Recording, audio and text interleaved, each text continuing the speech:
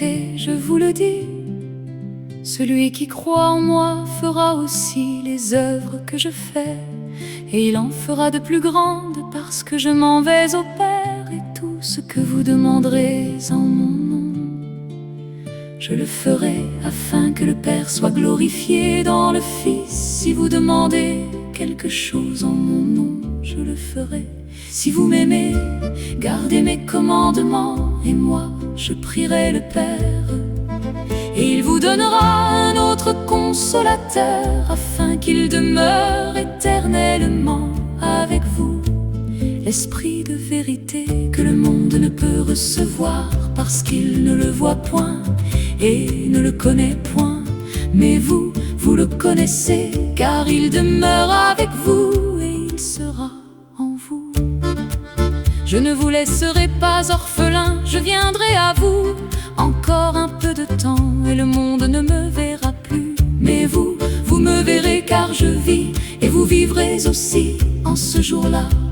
Vous connaîtrez que je suis en mon Père, que vous êtes en moi, et que je suis en vous. Celui qui a mes commandements et qui les garde, c'est celui qui m'aime, et celui qui m'aime sera aimé de mon Père. Je l'aimerai et je me ferai connaître à lui.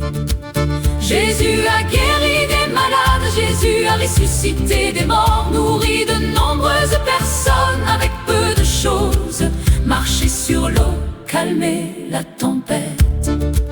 À cette nouvelle, Jésus partit de là dans une barque pour se retirer à l'écart dans un lieu désert. Et la foule, l'ayant su, sortit des villes et le suivit à pied. Quand il sortit de la barque, il vit une grande foule et fut ému de compassion pour elle, et il guérit les malades. Le soir étant venu, les disciples s'approchèrent de lui et dirent: ce lieu est désert et l'heure est déjà avancée. Renvoie la foule afin qu'elle aille dans les villages pour s'acheter des vivres. Jésus leur répondit: ils n'ont pas besoin de s'en aller, donnez-leur vous-même à manger. Mais ils lui dirent: nous n'avons ici que 5 pains et 2 poissons. Et il dit: apportez-les-moi. Il fit asseoir la foule sur l'herbe près, les 5 pains et les 2 poissons. Et levant les yeux vers le ciel, il rendit grâce. Puis il rompit les pains et les donna aux disciples, qui les distribuèrent à la foule.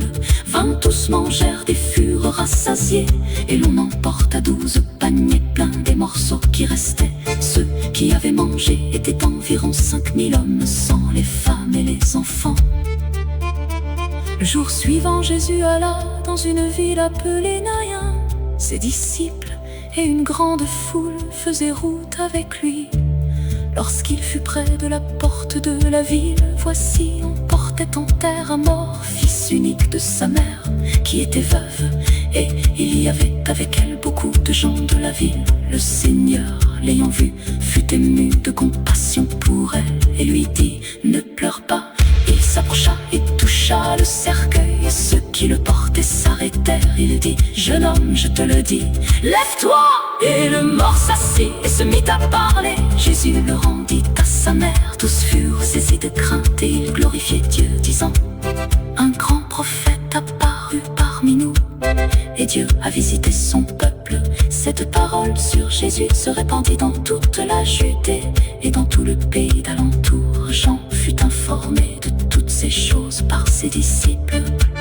Mais, ajouta-t-il, je vous le dis en vérité, aucun prophète n'est bien reçu dans sa patrie.